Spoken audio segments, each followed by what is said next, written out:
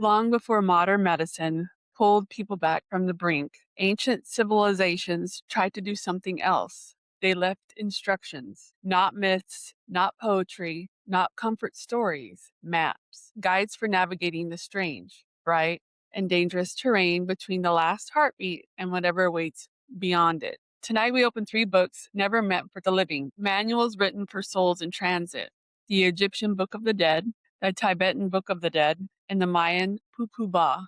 Different cultures, different languages, same road. I'm Candy, and this is Half Haunted Chronicles. Across continents and thousands of years, human societies created what we now call books of the dead. These were not symbolic texts. They were meant to be used, read out loud to the dying, placed beside the body, memorized by priests, monks, and shamans. Their purpose was simple: help the soul survive what comes next. And what makes these texts unsettling is how closely their descriptions align with modern near-death experiences. The tunnel, the guide, the review, the barrier.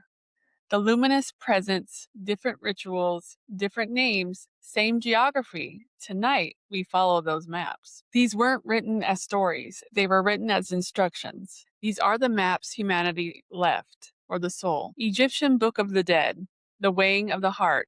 More than 3,000 years ago, Egyptian priests recorded spells and instructions on papyrus scrolls. If I said that incorrectly, I apologize. To guide the dead safely to the afterlife.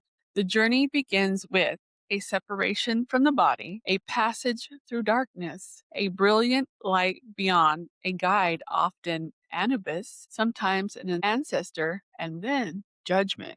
The famous weighing of the heart.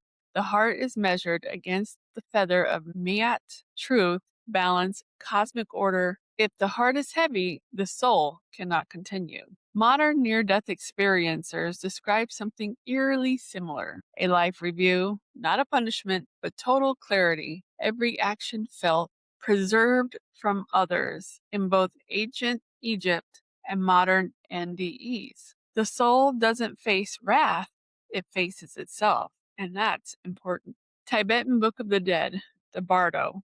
If I mispronounce it, my apologies. The Bardo is read aloud to the dying to guide consciousness through 49 days between death and birth.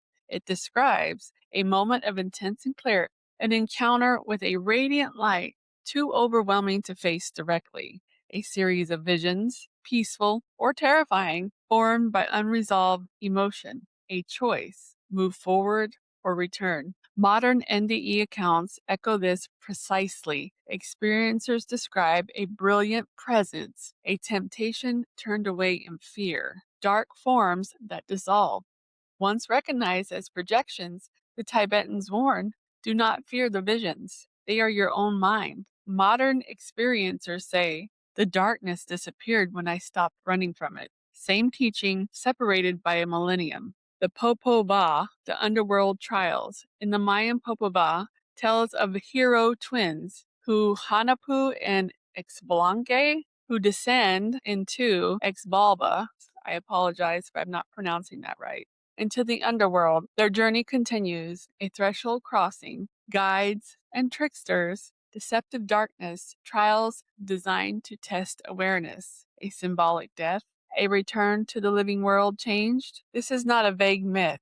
It's a step-by-step structure that mirrors near-death narratives. Even the tunnel appears, a dark, disoriented passage leading to a radiant chamber. And the final act, the return. The Maya believed only those who crossed and came back could speak truthfully about existence. Modern experiencers say the same thing. This episode reaches deep in human memory because these texts weren't written by theologians guessing. They were written by people listening to those who came back. 3 civilizations separated by oceans, deserts, and thousands of years describe the same architecture of death: a threshold, a guide, a light, a trial, a boundary, and a return. They didn't share language. They didn't share gods. They didn't share culture, but they shared the journey, which leaves one possibility. They weren't mapping imagination. They were mapping experience. Those who died and returned became the first